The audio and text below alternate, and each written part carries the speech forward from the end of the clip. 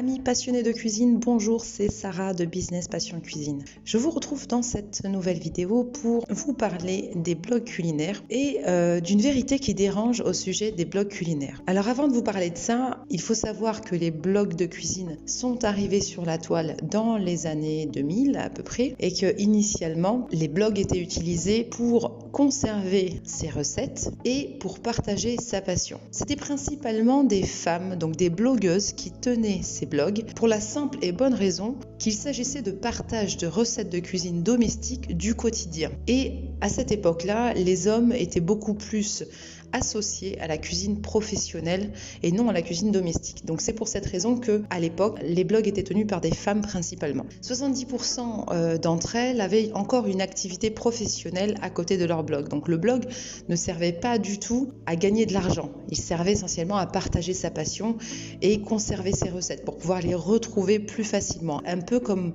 quand on conserve ses recettes dans un livre de cuisine familiale. Sauf que là, c'était dématérialisé. Ce qu'elles en tiraient à ce moment-là avec leur blog culinaire, c'était de la satisfaction, donc sur 3 axes. La satisfaction personnelle d'avoir réalisé toutes ces recettes et de les avoir partagées, la reconnaissance de son entourage par rapport à ce qu'elle faisait et la reconnaissance des autres blogueurs par rapport à leur travail. Donc il y avait également tout un tas de partages d'avis de blogueur à blogueur, de suggestions de blogueur à blogueur, de manière à créer une sorte d'émulsion autour du blog culinaire et une sorte de communauté entre blogueurs. Il se trouve également que lorsque l'on crée un blog culinaire, on crée une espèce de climat de confiance avec ses lecteurs. Ce climat de confiance repose sur le partage de ses astuces, de ses recettes, sur des avis que l'on donne également sur les produits que l'on utilise. Un climat de confiance également instauré par rapport à des difficultés que rencontrent les lecteurs sur la réalisation de tel ou tel plat. Et donc la solution se trouvait généralement chez le blogueur à qui on faisait confiance pour son expertise de la cuisine. Donc lorsque les blogueurs indiquaient qu'ils utilisaient tel ou tel produit pour leurs recettes, naturellement ça influençait les lecteurs dans leurs achats. Idem pour les avis. Quand un blogueur donne son avis sur un robot pâtissier par exemple, ça peut orienter le lecteur sur son achat. Aussi bien d'ailleurs que les recherches Google sur les avis sur tel ou tel produit ou telle machine nous donnent généralement des résultats pour la majorité émanant de blogs culinaires. Donc comment on en est arrivé à ce que les marques payent les blogueurs pour parler de leurs produits? Il est évident que plus un blog culinaire est populaire et plus il comporte de lecteurs et que naturellement les marques ont profité de l'occasion pour faire parler de leurs produits à travers ces blogs et donc à travers les blogueurs pour profiter tout simplement de ce climat de confiance instauré entre les blogueurs et les lecteurs. Donc il est normal aujourd'hui que les marques payent en contrepartie de l'avis laissé par le blogueur sur le produit ou de la préconisation d'un produit. Il est normal qu'elles payent en contrepartie une rétribution forfaitaire sur le placement de produit. Le souci, c'est qu'aujourd'hui, on est en 2020. En 2020, il y a énormément de blogs culinaires sur la toile. Tous les jours se créent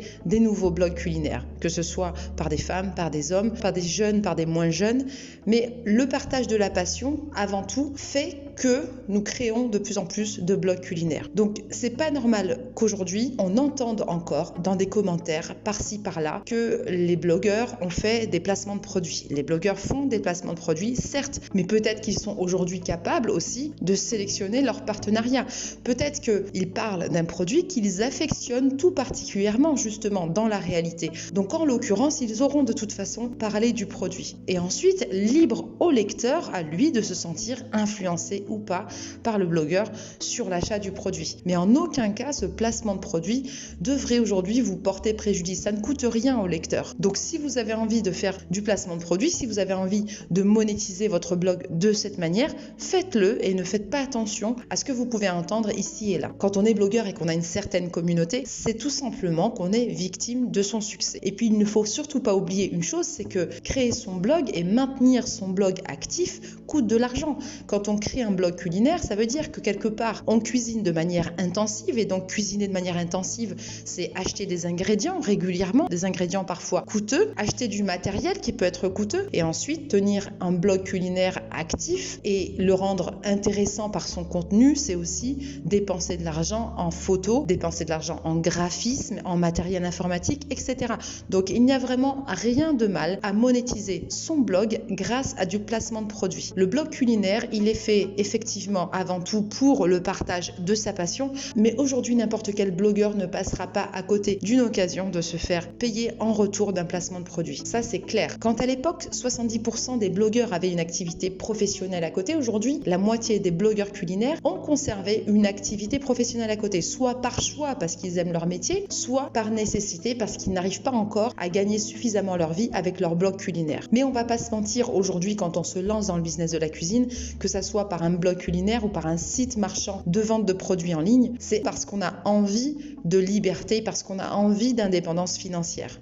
Donc ça commence par là. L'indépendance financière commence par la monétisation de son blog, de son site internet, par la publicité, etc., etc. Donc continuez à accepter des partenariats, continuez à monétiser votre blog, ça n'enlève rien à la qualité de votre blog, à la qualité de votre cuisine et à l'authenticité ainsi qu'à vos valeurs. Donc communiquez si jamais vous recevez ce genre de commentaires.